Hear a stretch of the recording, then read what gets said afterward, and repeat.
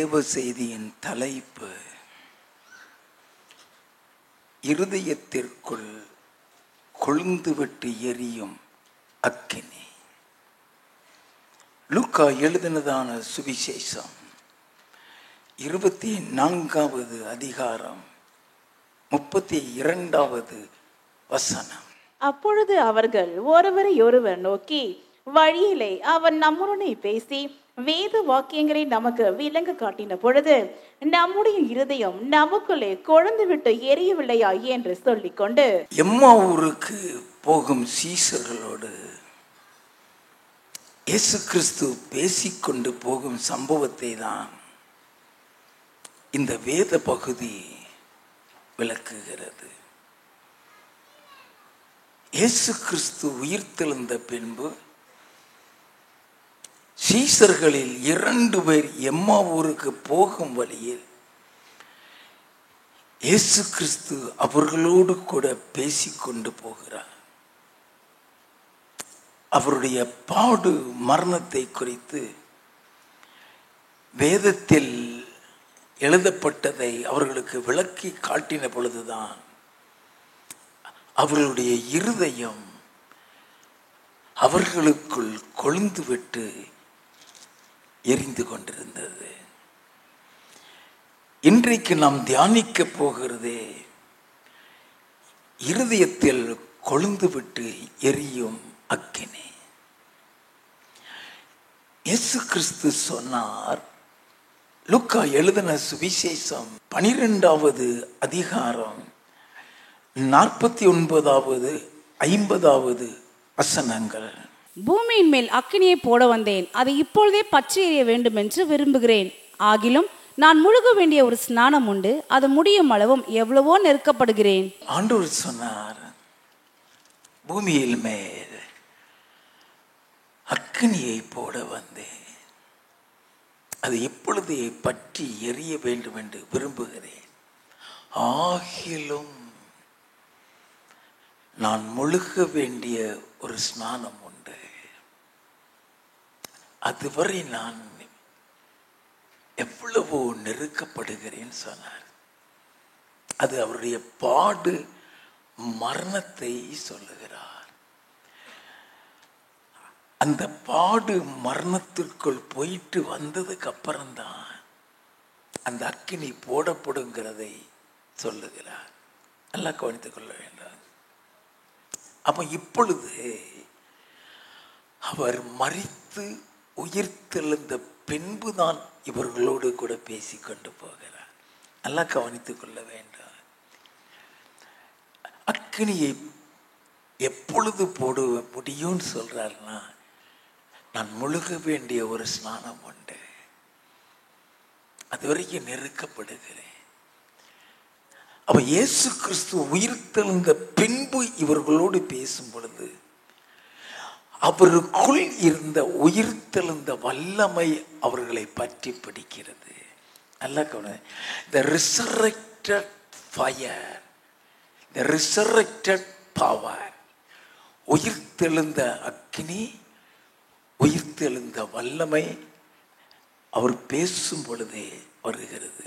இயேசு கிறிஸ்துவின் சாயலை முதலாவது நாம் தெரிந்து கொள்ள வேண்டும். பொதுவாக ஆவியானவருடைய சாயல் எசேக்கியேல் தீர்க்கதரிசியின் புஸ்தகத்தில் 1வது அதிகாரத்திலும் 8வது அதிகாரத்திலும் எழுதப்பட்டிருக்கும். ஆனால் இயேசு கிறிஸ்துவனுடைய சாயலையும் நாம் தெரிந்து கொள்ள வேண்டாம். ஏன்னா அவர்கிட்ட இருந்துதான் அந்த அக்கினியே வருகிறது. வெளிப்படுத்தின விசேஷம் 1வது அதிகாரம் 13வது வசனத்தில் இருந்து வாசிக்க கேட்போம். அந்த 7 குத்து விளக்குகளின் மத்தியிலே நிலையங்கி தரித்து மார்பருகே பொற்கச்சை கட்டியிருந்த மனுஷகுமாரன கொப்பானவரையும் கண்டேன். அவருடைய சிரசும் மயிரும் வெண் பஞ்சை போலவும் உறைந்த மழையை போலவும் வெண்மையாயிருந்தது. அவருடைய கண்கள் அக்கினி ஜுவாலையை போலிருந்தது. அவருடைய கண்கள் அக்கினி ஜுவாலையை போல் இருந்தது. அவருடைய பாதங்கள் உலைக்களத்தில் காய்ந்த பிரகாசமான வெண்கலம் போல் இருந்தது. அவருடைய பாதங்கள் உலைக்களத்தில் காய்ந்த பிரகாசமான வெண்கலம்னா அதுவும் அக்கினியா தான் இருக்கும். அக்கினியை போல் இருந்தது. அவருடைய சத்தம் பெருவெள்ளத்து இரைச்சலை போல் இருந்தது. தமது வலது கருத்திலே 7 நட்சத்திரங்களை ஏந்தி கொண்டிருந்தார். அவர் வாயில் இருந்து இருபுறமும் கருக்குல பட்டயம் புறப்பட்டது.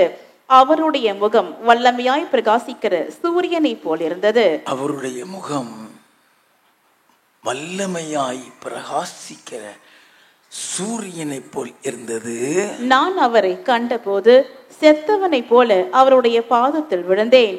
அப்பொழுது அவர் தம்முடைய வலது கருத்தை என் மேல் வைத்து என்னை நோக்கி, பயப்படாதே, நான் முந்தினவரும் பிந்தினவரும் உயிருள்ளவருமாயிருக்கிறேன். மரித்தேன், ஆனாலும் இதோ சதா காலங்களிலும் உயிரோடு இருக்கிறேன். மரித்தேன், ஆனாலும் சதா காலங்களில் உயிரோடு இருக்கிறேன் சொன்னா உயிர்த்தெழுந்த இயேசு சொல்லுகிற வார்த்தை நல்லா தெரிந்து கொள்ள. அப்போ உயிர்த்தெழுந்த அவருடைய வல்லமை தான் அந்த அளவுல கண்ணுல இருந்த அக்கினி வருகிறது. முகம் சூரியனை போல பிரகாசித்து கொண்டிருக்கிறது. வாசிப்போ, நான் மரணத்திற்கும் பாதாளத்திற்கும் உரிய திறவுகோள்களை உடையவராயிருக்கிறேன். நீ கண்டவைகளையும் இருக்கிறவைகளையும் இவைகளுக்கு பின்பு சம்பவிப்பகளையும் எழுது. ஆண்டவர் யோவானுக்கு எழுத சொல்லுகிறார். அவருடைய சாயல் எப்படி இருந்தது, அவருடைய கண்கள் எப்படி இருந்தது, அவருடைய பாதங்கள் எப்படி இருந்தது, அவருடைய முகங்கள் எப்படி இருந்தது. அப்படி என்றால் அவருக்குள் இருந்து அக்கினி வந்து கொண்டே தான் இருக்கிறார். அப்ப அவர்களுடைய இருதயம் கொழுந்து விட்டு எரிய காரணம் என்பதை வேத வாக்கியங்களின் அடிப்படையில் நாம் அறிந்து கொள்ள வேண்டும். முதலாவது அவருடைய கடிந்து கொள்ளுதல். நல்லா கவனிச்சுக்கிறேங்க. லூக்கா எழுதின சுவிசேஷம் 24வது அதிகாரம் 13வது வசனத்தில் இருந்து வாசிப்போம். அன்றைய தினமே அவர்களில் 2 பேர் எருசலேமுக்கு 7 அல்லது 8 மைல் தூரமான எம்மாவு என்னும் கிராமத்துக்கு போனார்கள். போகையில் இந்த வர்த்தமானங்கள் யாவையும் குறித்து அவர்கள் ஒருவரோடொருவர் பேசிக் கொண்டார்கள். இப்படி அவர்கள் பேசி சம்பாஷித்துக் கொண்டிருக்கையில் இயேசு தாமே சேர்ந்து அவர்களுடனே கூட நடந்து போனார். ஆனாலும் அவரை அறியாதபடிக்கு அவர்களுடைய கண்கள் மறைக்கப்பட்டிருந்தது. அவரை அறியாதபடி அவருடைய கண்கள் மறைக்கப்பட்டிருந்தது. அப்பொழுது அவர் அவர்களை நோக்கி, நீங்கள் துக்கமுகம் உள்ளவர்களாய் வழி நடந்து ஒருவருக்கொருவர் சொல்லிக் கொள்ளுகிற காரியங்கள் என்னவென்று கேட்டார். அவர்களில் ஒருவன் ஆகிய கிளேயோப்பா என்பவன் பிரதியுத்தரமாக, இந்நாட்களில் எருசலேமிலே நடந்தவைகளை அறியாதபடிக்கு நீர் அந்நியராய் இருக்கிறீரோ என்றான். அவர் எவைகள் என்றார். அதற்கு அவர்கள், நஸ்டனாகி இயேசுவை குறித்தவைகளே. அவர் தேவனுக்கு முன்பாகவும் ஜனங்கள் எல்லாருக்கும் முன்பாகவும் செய்கையிலும் வாக்கிலும் வல்லமையுள்ள தீர்க்கதரிசியாயிருந்தார். அவர் செய்கையிலும் வாக்கிலும் வல்லமையுள்ள தீர்க்கதரிசியாய் இருந்தார். நம்முடைய பிரதான ஆசாரியரும் அதிகாரிகளும் அவரை மரண ஆக்கினைக்குட்படுத்தி சிலுவையில் அறைந்தார்கள். அவரை இஸ்ரவேலை மீட்டு ரட்சிப்பவர் என்று நாங்கள் நம்பி இருந்தோம். நல்ல கவனிங்க. அவரே இஸ்ரவேலை மீட்டு ரட்சிப்பவர் என்று நாங்கள் நம்பி இருந்தோம். இவைகள் சம்பவித்து இன்று 3 நாளாகிறது. ஆனாலும் எங்கள் கூட்டத்தை சேர்ந்த சில ஸ்திரீகள் அதிகாலமே கல்லையுண்டத்திற்கு போய் அவருடைய சரீரத்தை காணாமல் திரும்பி வந்து அவர் உயிரோடு இருக்கிறார் என்று சொன்ன தேவதூதரை தரிசித்தோம் என்று சொல்லி எங்களை பிரமிக்க பண்ணினார்கள். அப்பொழுது எங்களிலே சிலர் கல்லையுண்டத்திற்கு போய் ஸ்திரீகள் சொன்னபடியே கண்டார்கள், அவரையோ காணவில்லை என்றார்கள். நல்ல கவனிங்க. அவர் உயிர் தெழுந்ததை விசுவாசிக்கவில்லை. ஆண்டவர் எவ்வளவோ முறை அவருடைய உயிர்த்தெழுதலை பற்றி சொல்லி இருக்கிறாரு. வேதத்திலும் எழுதப்பட்டிருக்கிறது. இப்பொழுது அவர்கள் விசுவாசிக்கவில்லை. வாசிப்போம். அப்பொழுது அவர் அவர்களை நோக்கி, தீர்க்கதரிசிகள் சொன்ன யாவையும் விசுவாசிக்கிறதற்கு புத்தி இல்லாத மந்த இருதயம் உள்ளவர்களே. புத்தி இல்லாத மந்த இருதயம். கடிந்து கொள்ளுகிறார். நல்லா கவனிங்க, அக்கினி எப்பொழுது பற்றி எரியும்? அதுக்கு தான் நான் சொல்லிக்கிட்டு வர்றேன். விசுவாசிக்கல, அவரும் சொல்லி இருக்கிறாரு, வேதத்திலேயே எழுதியிருக்கிறது, வேத வாக்கியத்தை முன்னிட்டு கூட அவர்களோட கூட சொல்லி இருக்கிறாரு. அவர் உயிர் தெழுந்துட்டாருன்னு தூதர்கள் சொன்னாங்கன்னு சில ஸ்திரீகள் வந்து சொல்லியும் அவர்கள் நம்பவில்லை. ஏன்னா அவங்க கல்லறையில் வந்து பார்க்கும்போது கல்லறையில் அவரை காணல. ஸ்திரீகள் சொன்னபடி அவரை காணல. அதனால அவர்களுக்குள்ள ஒரு நம்பிக்கை இல்லை, விசுவாசம் இல்லை. விசுவாசம் இல்லாதவர்களாய் பேசிக்கொண்டு போனபடியினால்தான் அவர்களோடு கூட போகிறாரு. இப்பொழுது அவர் அவர்களை கடிந்து கொள்ளுகிறார். புத்தி இல்லாத மந்த இருதயம் உள்ளவர்களே, கிறிஸ்து இவ்விதமாக பாடுபடவும் தமது மகிமையில் பிரவேசிக்கவும் வேண்டியதில்லையா என்று சொல்லி மோசே முதலிய சகல தீர்க்கதரிசிகளும் எழுதின வேத வாக்கியங்கள் எல்லாவற்றிலும் தம்மை குறித்து சொல்லியவைகளை அவர்களுக்கு விவரித்து காண்பித்தார். அவர்களுடைய இருதயத்துல இந்த அக்கினி பற்றி எரிந்ததற்கு முதல் காரணம் அவருடைய கடிந்து கொள்ளுதல். அந்த கடிந்து கொள்ளுதலுக்கு அப்புறம்தான், நல்லா கவனிங்க, அவர்களுக்குள்ளேயே விசுவாசம் வருது. எப்பொழுதுமே கடிந்து கொள்ளுதலுக்கு திரும்பும் பொழுது கர்த்தருடைய ஆவியானவர் நமக்குள்ள வருவார். இந்த அக்கினி பற்றி எறியறதுக்கு முதல் காரணம் கடிந்து கொள்ளுதல். வாசிப்போமா? நீதிமொழிகளின் புஸ்தகம் 1வது அதிகாரம் 23வது வசனம். ஏன் கடிந்து கொள்ளுதலுக்கு திரும்புங்கள், இதோ என் ஆவியை உங்களுக்கு அருளுவேன். என் கடிந்து கொள்ளுதலுக்கு திரும்புங்கள்,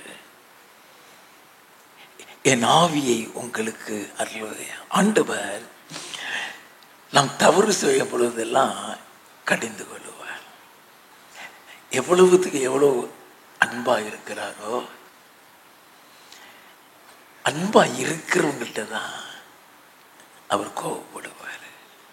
அந்த கோபத்துக்கு நீ கீழ்ப்படியும் பொழுது உனக்குள்ள இருக்கிற அபிஷேகம் அதிகரிக்கும், உனக்குள்ள இருக்கிற வல்லமை அதிகரிக்கும். அதுதான் நான் என் கடிந்து கொள்ளுதலுக்கு திரும்புகளிதோ என் ஆவியை உங்களுக்கு அருள்வேன் சொல்ற. இப்போ அவளுடைய கடிந்து கொள்ளுதலுக்கு அவர்கள் திரும்புகிறார்கள். வாசிப்போம். மோசே முதலிய சகல தீர்க்கதரிசிகளும் எழுதின வேத வாக்கியங்கள் எல்லாவற்றிலும் தம்மை குறித்து சொல்லியவைகளை அவர்களுக்கு விவரித்து காண்பித்தார். வேத வசனத்தை எடுத்து விளக்குகிறார். நல்லா கவனிங்க, அந்த வசனத்துல இயேசுவை குறித்து எழுதப்பட்டிருக்கிறது. நீ எந்த அளவுக்கு வேதத்துல அவரை குறித்து நீ அறிந்து கொள்கிறாயோ அது நித்திய ஜீவனுக்கு உன்னை கொண்டு போய் சேர்க்கும். என் ஆண்டவர் இயேசு சொன்னார், யோவான் எழுதின சுவிசேஷம் 5வது அதிகாரம் 39வது வசனம். வேத வாக்கியங்களை ஆராய்ந்து பாருங்கள், அவைகளால் உங்களுக்கு நித்திய ஜீவன் உண்டென்று எண்ணுகிறீர்களே, என்னை குறித்து சாட்சி கொடுக்கிறவைகளும் அவைகளே. இப்ப இரண்டாவது அவங்களுக்குள்ள அக்கினி பற்றி எறிய காரணம் என்ன? அவரை குறித்து எழுதப்பட்ட வேத வசனங்களை விளக்கி காட்டுகிறார். வேத வசனத்துல அக்கினி உண்டுன்னு தெரியுமா உங்களுக்கு? அந்த வசனத்தில் உள்ள அக்கினியும் அவர்களை பற்றி பிடிக்கின்றது. எரேமியா தீர்க்கதரிசியின் புஸ்தகம் 23வது அதிகாரம் 29வது வசனம். என் வார்த்தை அக்கினியை போலும் கண்மலையை நொறுக்கும் சமட்டியை போலும் இருக்கிறதல்லவோ என்று கர்த்தர் சொல்லுகிறார். ஆண்டவருடைய வார்த்தை அக்கினி. இது நான் அனுபவத்தில் பெற்றவன். எவ்வளவு நேரம் நீ வேதத்தை வாசிக்க முடியுமோ வாசி. உனக்குள்ள அக்கினி பற்றி எரியும். எனக்கு இந்த அபிஷேகத்தை அதிகமாக கொடுத்ததுக்கு காரணமே பல மணி நேரம் வேதத்தை வாசிப்பேன், பல மணி நேரம் வாசிப்பேன். நீ எவ்வளவுத்துக்கு எவ்வளவு வேதத்தை வாசிக்கிறியோ உனக்குள்ள அக்கினி பற்றி எரிய ஆரம்பிக்கும். உனக்குள்ள அக்கினி பற்றி எரியும். ஏன்னா அந்த வசனத்துல வல்லமை உண்டாய். எபிரேயரின் புஸ்தகம் 4வது அதிகாரம் 12வது வசனம். தேவனுடைய வார்த்தையானது ஜீவனும் வல்லமையும் உள்ளதாயும் இருபுறமும் கருக்குள்ள எந்த பட்டயத்திலும் கருக்கானதாயும் ஆத்மாவையும் ஆவியையும் கணுக்களையும் ஊனையும் பிரிக்கத்தக்கதாக உருவ குத்துகிறதாயும் இருதயத்தின் நினைவுகளையும் யோசனைகளையும் வகையிருக்கிறதாயும் இருக்கிறது. இந்த வேத வசனமே உன்னை உருவாக்கிறான். நான் பல பரிசுத்தத்தை கற்றுக்கொண்டதே இந்த வசனத்துலதான். வசனத்தின் மூலமா தான் பரிசுத்தத்தின் ஆழத்தையே தெரிந்து கொண்டேன். எந்த அளவுக்கு கர்த்தர் பரிசுத்தத்தை விரும்புகிறார் என்பதும் அவர் பரிசுத்தத்திலே வாசம் செய்கிறார் என்பதும் அந்த வேதத்துல தான் இருக்கு. 2 தீமோத்தேயுவின் புஸ்தகம் 3வது அதிகாரம் 15 முதல் 17 வரை வாசிக்க கேட்போம். கிறிஸ்து இயேசுவை பற்றும் விசுவாசத்தினாலே உன்னை ரட்சிப்புக்கேற்ற ஞானம் உள்ளவனாக்கத்தக்க பரிசுத்த வேத எழுத்துக்களே, நீ சிறு வயது முதல் அறிந்தவன் என்றும் உனக்கு தெரியும். அந்த வசனம் தான் உன்னை ரட்சிப்பிலே வழி நடத்தக்கூடியது. அந்த வசனம் தான் ரட்சிப்பின் ஞானத்தை கொடுக்கக்கூடியதும் அதுதான். எந்த சூழ்நிலையில நீ எப்படி நடக்கணுங்கிறத சொல்லி கொடுக்கிறதும் அந்த வசனம் தான். வாசிப்போம். வேத வாக்கியங்கள் எல்லாம் தேவ ஆவியினால் அருளப்பட்டிருக்கிறது. தேவனுடைய ஆவியினால் அருளப்பட்டிருக்கிறது. தேவனுடைய மனுஷன் தேறினவனாகவும் எந்த நற்கிரியையும் செய்ய தகுதியுள்ளவனாயும் இருக்கும்படியாக அவைகள் உபதேசத்துக்கும் கடிந்து கொள்ளுதலுக்கும் சீர்திருத்தலுக்கும் நீதியை படிப்பிக்குதலுக்கும் பிரயோஜனம் உள்ளவைகளா இருக்கிறது. நீதியை படிப்பித்தலுக்கும் அந்த வசனம் உன்னை பரலோகத்தை சுதந்திரிக்க உன்னை உருவாக்கிறான். அநேக நேரங்கள்ல இந்த வேத வசனத்தின் மூலமா தான் கர்த்தர் நம்மளோடு கூட பேசுவார், நம்மளோடு கூட உறவாடுவார், சொல்லிக் கொடுப்பார். இந்த வசனத்தின்படி இதை செய்ய, இந்த வசனத்தின்படி இதை செய்ய. அப்போ வசனத்துல நமக்கு எல்லாத்துக்குமே அஸ்திவாரம். எவ்வளவுத்துக்கு எவ்வளவு நீ வசனத்தை வாசிக்கிறியோ உன் பக்கத்துல பிசாசு வரவே முடியாது. நல்லா தெரிந்து கொள்ள வேண்டும். உன்னை பரிசுத்தவாட்டியா பரிசுத்தவான மாத்துறது மாத்திரம் இல்ல, உனக்குள்ளே இருந்து அக்கினியை புறப்பட வைக்கிறது இந்த வேத வசனம் தான். அல்லேலூயா. உன் கையில இருந்து வல்லமை வரும், உன் கண்ணுல இருந்து வல்லமை வரும், உன் வாயில இருந்து வல்லமை வரும்.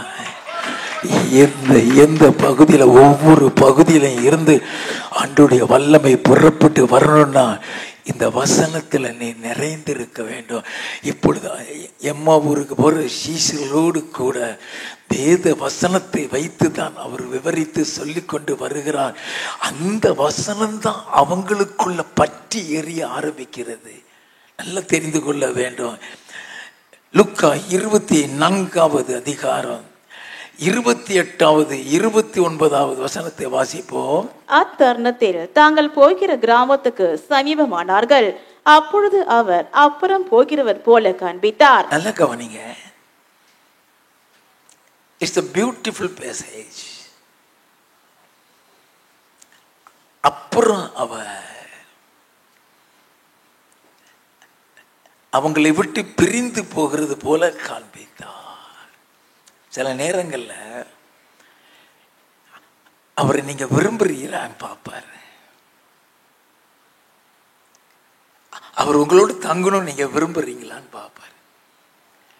நீ அழைச்சாத்தான் வருவார், நீ விரும்பினால்தான் வருவார். அதனாலதான் அந்த வசனம் அழகா அவர்களை விட்டு அப்புறம் போகிற போல காண்பித்தார். அவர்கள் அவரை நோக்கி நீர் எங்களுடனே தங்கியிரும், சாயங்காலம் ஆயிற்று, பொழுதும் போயிற்று என்று அவரை வருந்தி கேட்டுக்கொண்டார்கள். அப்பொழுது அவர் அவர்களுடனே தங்கும்படி உள்ளே போனார். அப்பொழுது அவர் அவர்களோடு தங்கும்படி உள்ளே போனார். தங்கிட்டார்னு அர்த்தம். வாசிப்போமா? நீதிமொழிகளின் புஸ்தகம் 23வது அதிகாரம் 26வது வசனம். என் மகனே, உன் இருதயத்தை எனக்கு தா, உன் கண்கள் என் வழிகளை நோக்குவதாக. உன் இருதயத்தை எனக்கு தா. அவர் தங்குற இடம் எப்படி இருதயத்துக்குள்ள அக்கினி பெறப்படும்? எப்போ இருதயத்துக்குள்ள அந்த அக்கினி கொழுந்து விட்டு எரியும்? என் இயேசு உனக்குள்ள வந்து வாசம் செய்தால் மட்டுமே ஐயா அவர் தங்கணும்னு சொல்றாங்க.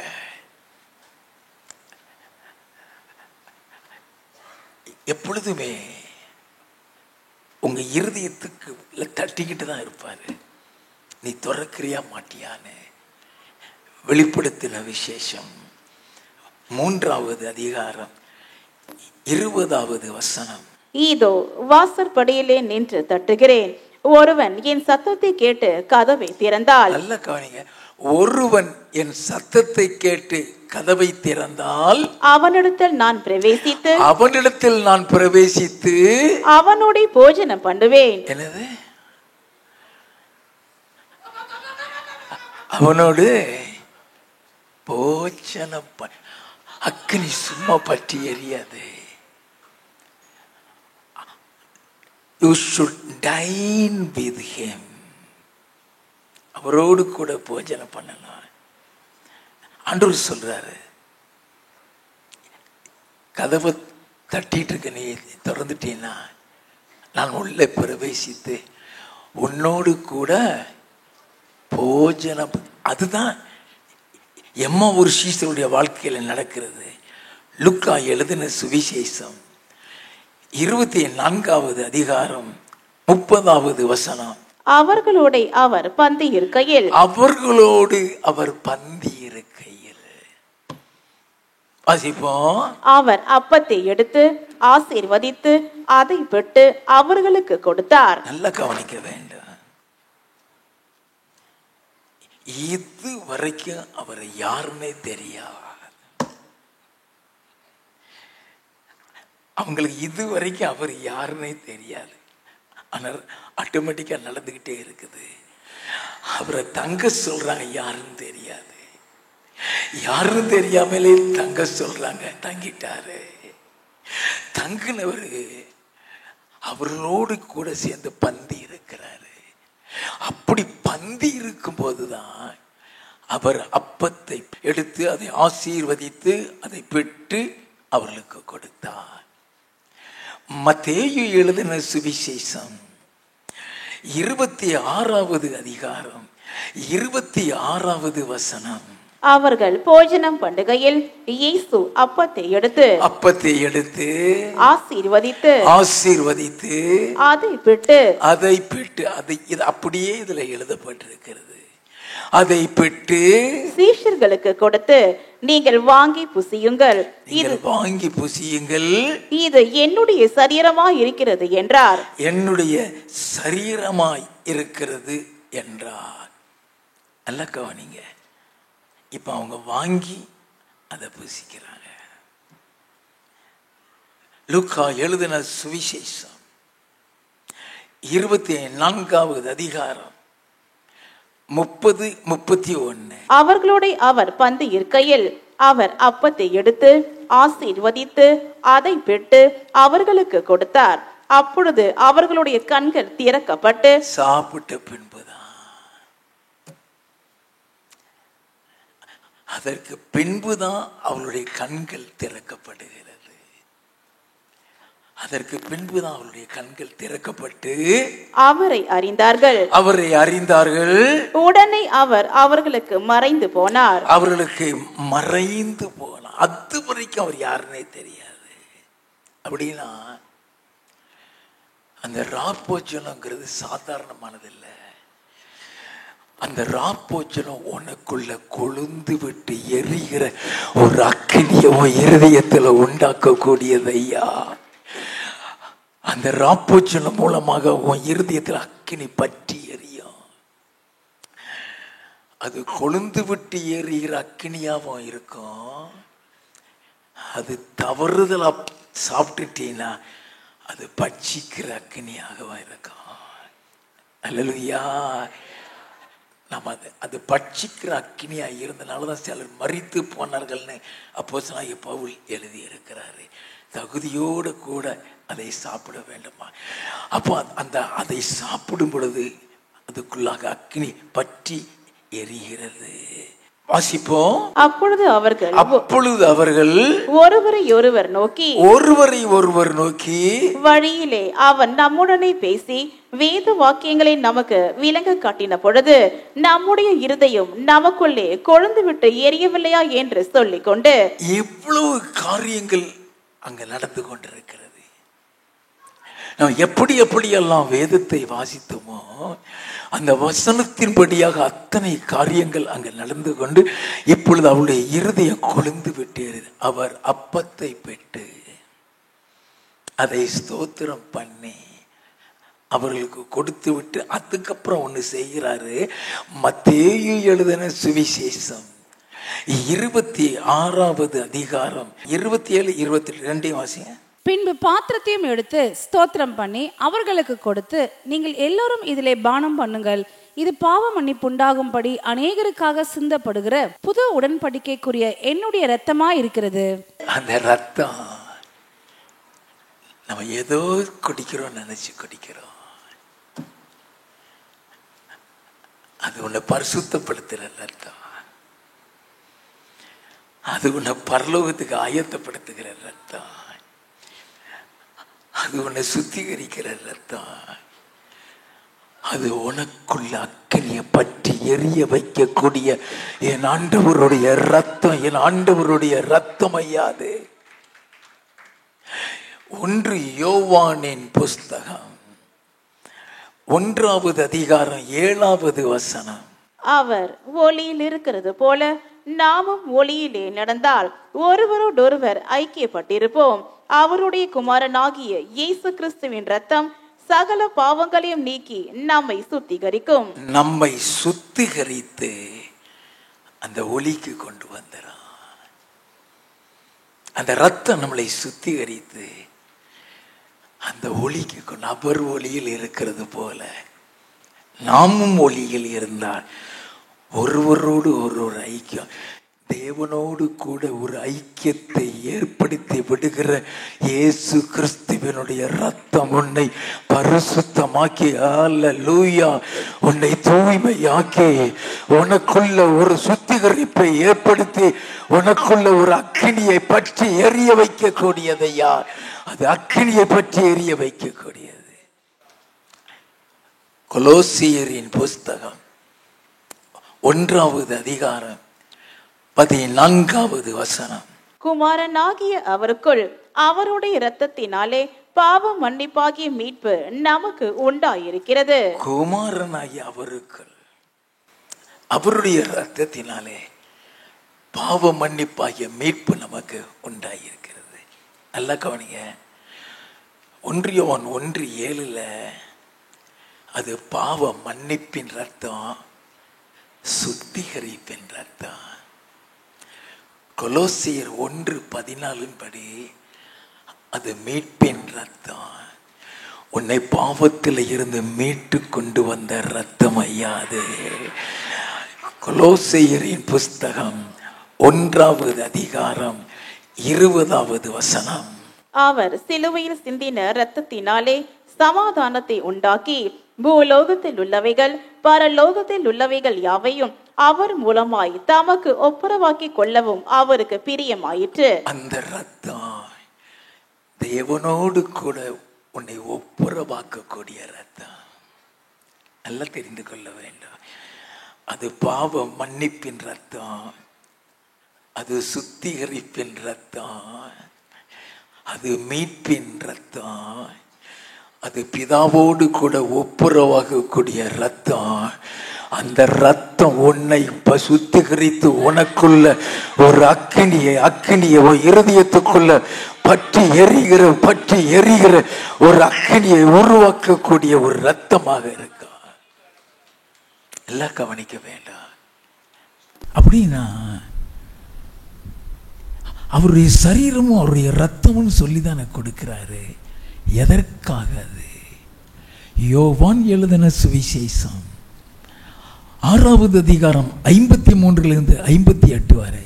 அதற்கு இயேசு அவர்களை நோக்கி, நீங்கள் மனுஷகுமாரனுடைய மாம்சத்தை புசியாமலும் அவருடைய இரத்தத்தை பானம் பண்ணாமலும் இருந்தால் உங்களுக்குள்ளே ஜீவன் இல்லை என்று மெய்யாகவே மெய்யாகவே உங்களுக்கு சொல்லுகிறேன். அது சாப்பிடலைனா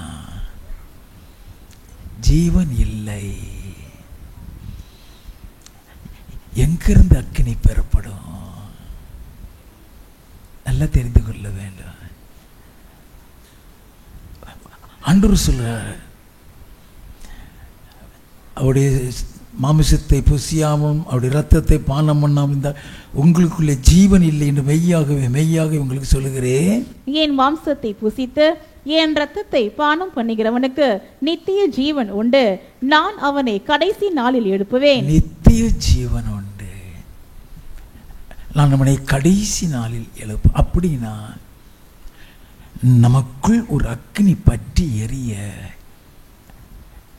திருவிருந்தில் பங்கு பெறுகிறவர்களாய் இருக்க வேண்டும்.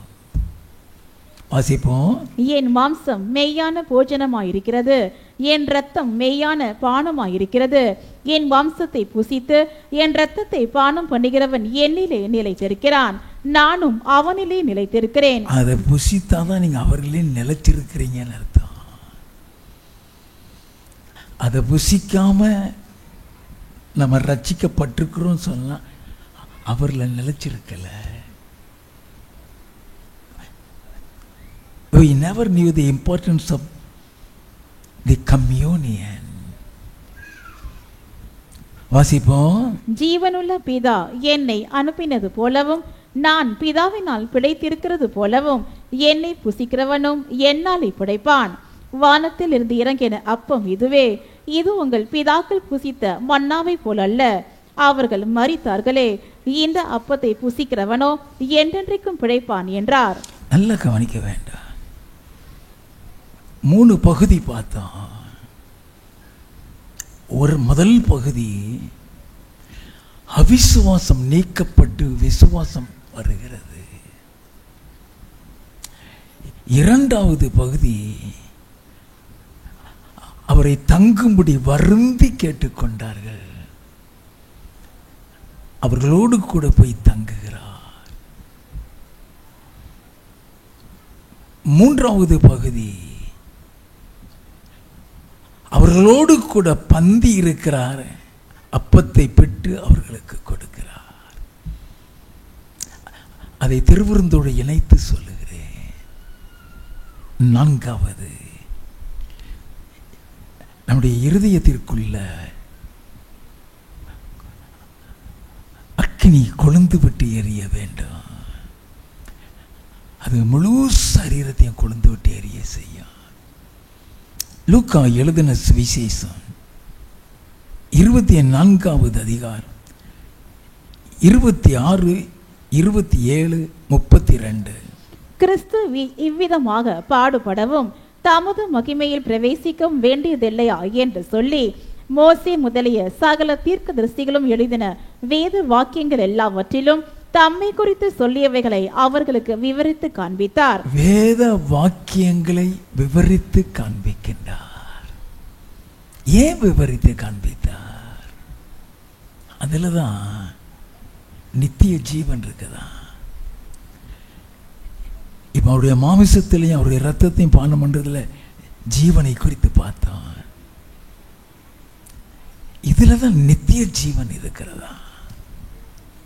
இயேசு கிறிஸ்து சொன்னார், யோவான் எழுதின சுவிசேஷம் 5வது அதிகாரம் 39வது வசனத்தில் வேத வாக்கியங்களை ஆராய்ந்து பாருங்கள், அதனால் நித்திய ஜீவன் உண்டு என்று எண்ணுகிறீர்களே. என்னை குறித்து சாட்சி கொடுக்கிறதா அதுதான். நல்லா கவனிங்க, அந்த வசனத்தில் உள்ள பவர், அந்த வசனத்தில் உள்ள அக்கினி யாருக்கும் தெரியாது. நல்லா கவனிங்க. அப்ப ஆண்டவர் அவங்களுக்கு வசனத்தை விளக்கி சொல்லுகிறார். அவருடைய உயிர்த்தெழுதலை குறித்து, அவருடைய பாடுகளை குறித்து விளக்கி சொல்லுகிறார். நீ எவ்வளவுத்துக்கு இயேசுவை குறித்து நீ அறிந்து கொண்டு வருகிறியோ, உனக்குள்ள அக்கினி பெறப்பட ஆரம்பிக்கும். ஏன் சொன்னா, அவர் மூலமா தான் நீ பிதாவிடத்திலே போக முடியும். யோவான் எழுதின சுவிசேஷம் 14வது அதிகாரம் 6வது வசனம். அதற்கு இயேசு, நானே வழியும் சத்தியமும் ஜீவனுமாயிருக்கிறேன், என்னால் அல்லாமல் ஒருவனும் பிதாவினிடத்தில் வரான். நானே வழியும் சத்தியமும் ஜீவனுமாயிருக்கிறேன். அப்ப அவர் நமக்குள்ளே வர வேண்டும். அவருடைய வசனங்களை அதிகமாக தியானிக்க வேண்டும். பழைய ஏற்பாடுன்னு சொல்றது it's history, history of the creation, history of the Old Testament era.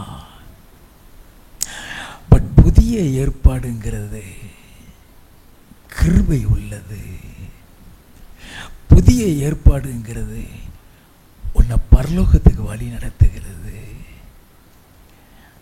அது மத்தேயுவா இருந்தாலும் சுவிசேஷமாக இருந்தாலும் சரி, அது நிரூபமாக இருந்தாலும் சரி, இயேசு இல்லாம இருக்காது. இயேசுனுடைய உபதேசம் இல்லாம இருக்காது. எல்லாம் கவனித்துக் கொள்ள வேண்டும். Most of the epistles were written by Paul. Paul என்ன சொல்லுகிறாரு? அதை நான் ஒரு மனுஷன்கிட்ட பெற்றதில்லை, ஒரு மனுஷனால கற்றது இல்லை, இயேசுவே அது எனக்கு சொல்லிக் கொடுத்தார் சொல்லுவார். நீ வெளிப்படுத்தல வாசி, அதுலேயும் அவரை பற்றி தான் போட்டிருக்கோம். அவர் இல்லாத ஒரு நிருபம் இருக்காது.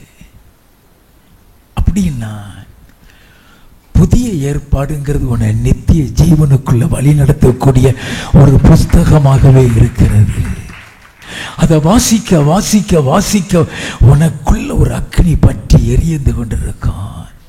உனக்குள்ள தேவனுடைய அக்கினி, நீ எப்படி நடக்கணும், எந்த இடத்துல எப்படி நடக்கணும், அது சொல்லிக் கொடுக்கும்.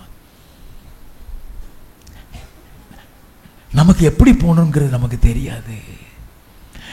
நாம செய்கிறதெல்லாம் நமக்கு ரைட்டுன்னு நமக்கு தெரிஞ்சிட்டு இருக்கோம். ஆனா அந்த சத்தியம் நமக்கு சகலத்தையும் சொல்லிக் கொடுக்கும். போகட்டும்.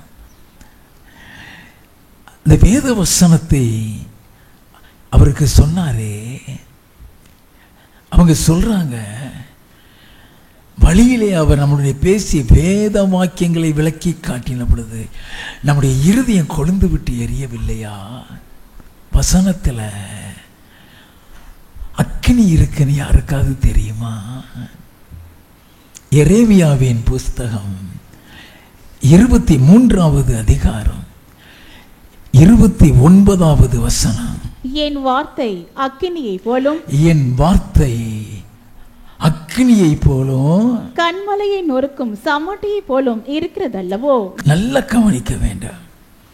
கண்மலையை நொறுக்கும் சம்மட்டியை போல இருக்கிறது அல்லவா? பூமியின் மேல் அக்கினியை போட வந்தேன்னு சொன்னாரே. நம்ம அக்கினின் உடனே பரிசுத்த ஆவியை மட்டும்தான் நம்ம நினைத்து கொண்டிருக்கிறோம். அவர் அதை மட்டும் போட வரல, அவருடைய வசனத்தையும் போட வந்தாரா. ஏசாயா தீர்க்கதரிசியின் புஸ்தகம் 55வது அதிகாரம் 10வது 11வது வசனங்கள். மாரியும் உறைந்த மழையும் வானத்தில் இருந்து இறங்கி அவ்விடத்துக்கு திரும்பாமல் பூமியை நனைத்து அதில் முளை கிளம்பி விளையும்படி செய்து விதைக்கிறவனுக்கு விதையையும் புசிக்கிறவனுக்கு ஆகாரத்தையும் கொடுக்கிறது எப்படியோ அப்படியே என் வாயிலிருந்து புறப்படும் வசனமும் இருக்கும். அப்படியே என் வாயிலிருந்து புறப்படும் வசனமும் இருக்கும். அது வெறுமையாய் என்னிடத்திற்கு திரும்பாமல் அது நான் விரும்புகிறதை செய்து நான் அதை அனுப்பின காரியம் ஆகும்படி வாய்க்கும். அந்த வசனம் அதையும் போடதான் வந்தாரு. வேத வாக்கியங்களை ஆராய்ந்து பாருங்க.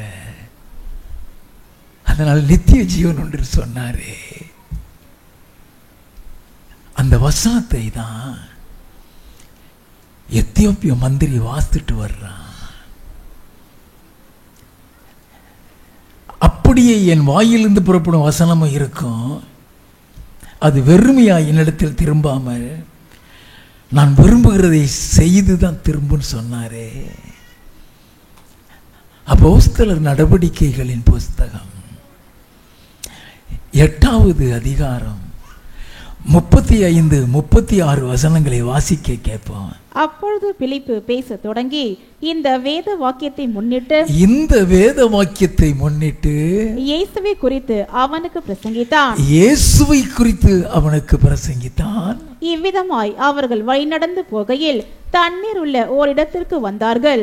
அப்பொழுது மந்திரி, இதோ தண்ணீர் இருக்கிறதே, நான் ஞானஸ்தானம் பெறுகிறதற்கு தடை என்ன என்றான். அதற்கு பிலிப்பு, நீர் முழு இருதயத்தோடும் விசுவாசித்தால் தடை இல்லை என்றான். அப்பொழுது அவன், இயேசு கிறிஸ்துவை தேவனுடைய குமாரன் என்று விசுவாசிக்கிறேன் என்று சொல்லி ஞானஸ்தானம் பெறுகிறான். எப்படி நடந்தது? How that was possible? அவர் வசனம் வெறுமையா திரும்பி வராது. அதை விதைச்சிட்டதுதான். அப்ப நீ ஆண்டவர் இயேசு கிறிஸ்து வந்த நோக்கம் அக்கினியை போட வந்தன வெறுமையா பரிசுத்த ஆவியை மட்டும் இல்ல, அவருடைய வசனத்தையும் போட வந்தாரா. நன்றாக கவனித்துக் கொள்ள வேண்டும். அதைத்தான் சீசர்களுக்கு போனே, உலகமெங்கும் போய் சகல ஜாதிகளையும் சீசராக்கி பிதா குமாரன் பரிசுத்த ஆவியின் நாமத்தில் ஞானஸ்நானம் கொடுத்து நான் உங்களுக்கு கட்டளையிட்ட யாவையும் அவர்கள் கை கொள்ளும்படி உபதேசம் பண்ணுங்க. அப்போ அப்போஸ்தலனாகிய பேதுரு பெந்தேகொஸ்தே நாளிலே பரிசுத்த ஆவியினுடைய அக்கினி இறங்கின உடனே எழுந்து நின்று பேசுகிறான். அப்போஸ்தலர் நடவடிக்கைகளின் புஸ்தகம் 2வது அதிகாரம் 14வது வசனம். அப்பொழுது பேதுரு 11 கூட நின்று அவர்களை நோக்கி உரத்த சத்தமாய், யூதர்களே, எருசலேமில் வாசம் பண்ணுகிற ஜனங்களே, நீங்கள் எல்லாரும் அறிந்து கொள்வீர்களாக, என் வார்த்தைகளுக்கு செவி கொடுங்கள். என் வார்த்தைகளுக்கு செவி கொடுங்கள். பேச ஆரம்பிக்கிறான். வசனத்தை வச்சு பேசிட்டு வருகிறான். 22வது 23வது வசனம். இஸ்ரவேலரே, நான் சொல்லும் வார்த்தைகளை கேளுங்கள். நீங்கள் அறிந்திருக்கிறபடி நஸ்டனாகிய இயேசுவை கொண்டு தேவன் உங்களுக்குள்ளே பலத்த செய்கைகளையும் அற்புதங்களையும் அடையாளங்களையும் நடப்பித்து அவைகளினாலே அவரை உங்களுக்கு வெளிப்படுத்தினார். இயேசுவை குறித்து பேசுறான். அப்படி இருந்தும் தேவன் நிர்ணயித்திருந்த ஆலோசனையின்படியையும் அவருடைய முன்னறிவின் படியையும் ஒப்பு கொடுக்கப்பட்ட அந்த இயேசுவை நீங்கள் பிடித்து அக்கிரமக்காரருடைய கைகளினாலே சிலுவையில் ஆணையடித்து கொலை செய்தீர்கள். இயேசுடைய பாடு மரணத்தை சொல்கிறான். 24வது வசனம். தேவன் அவருடைய மரண உபாதிகளின் கட்டை அவிழ்த்து அவரை எழுப்பினார். அவர் மரணத்தினால் கட்டப்பட்டிருக்க கூடாதிருந்தது. இயேசுவை குறித்து சொல்கிறோம். 36, 37. ஆகையினால் நீங்கள் சிலுவையில் அறைந்த இந்த இயேசுவையே, நீங்கள் சிலுவையில் அறைந்த இந்த இயேசுவையே தேவன் ஆண்டவரும் கிறிஸ்துவுமாக்கினார் என்று இஸ்ரவேல் குடும்பத்தார் யாவரும் நிச்சயமாய் அறிய கடவர்கள் என்றான். இந்த வசனத்தை தான் சொல்லி முடிக்கிறான். இருதயத்தில் குத்தப்படுறாங்க. நாங்க என்ன செய்யணும்னு கேட்கிறாங்க. Repent and be baptized. மனம் திரும்பு, ஞானஸ்நானம் பெறு. 41வது வசனம். அவனுடைய வார்த்தையை சந்தோஷமா ஏற்றுக்கொண்டவர்கள் ஞானஸ்தானம் பெற்றார்கள். அன்றைய தினம் ஏறக்குறைய 3000 பேர் சேர்த்து கொள்ளப்பட்டார்கள். எப்படி 3000 பேர் வந்தாங்க? என்னுடைய வார்த்தை வெறுமையாக என்னிடத்துல திரும்பாதுன்னு சொன்னாரு. அந்த வசனம் பற்றி எரியக்கூடியது.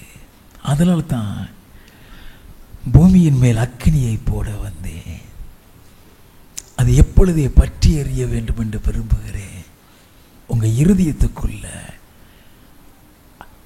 அந்த பரிசுத்த ஆவியானவருடைய அக்கினியா, இயேசு கிறிஸ்துவனுடைய அக்கினியா, வசனத்தில் இருந்து வருகிற அக்கினியம் பற்றி எறிய வேண்டுமா? அது இருதயத்துக்குள்ள கொழுந்து விட்டு எரிய ஆரம்பிச்சு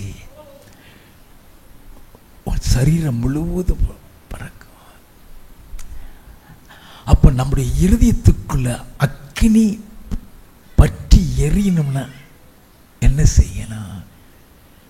சங்கீத புஸ்தகம் 39வது சங்கீதம் 1 முதல் 3 வசனங்கள்.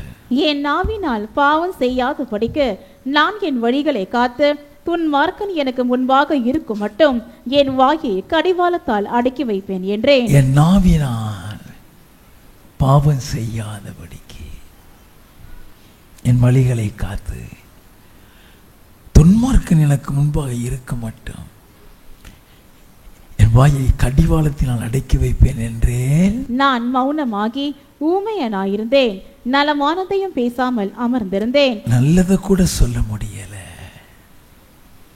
அமர்ந்திருந்தேன். நல்லா கவனிக்க வேண்டும். ஒரு காரியம் ஆண்டவர் பேச விரும்பலையா, never open the topic, never talk about that. உனக்குள்ள அக்கினி பற்றி எரியா. வாசிப்போம். என் இருதயம் எனக்குள்ளே அனல் கொண்டது. வாயை மூடின உடனே இருதய அனல் பற்ற ஆரம்பித்து விட்டது. நான் தியானிக்கையில் அக்கினி மூண்டது. நான் தியானிக்கையில், வசனத்தை தியானிக்கையில் அந்த அனல் பற்றி எரிகிறது. நான் தியானிக்கையில் அக்கினி மூண்டது. அப்பொழுது என் நாவினால் விண்ணப்பம் செய்தேன். அதற்கப்புறம் தான் நான் ஜெபம் பண்றேன் சொல்றேன். அந்த ஜெபத்துக்கு பதில் உண்டு. அல்லேலூயா.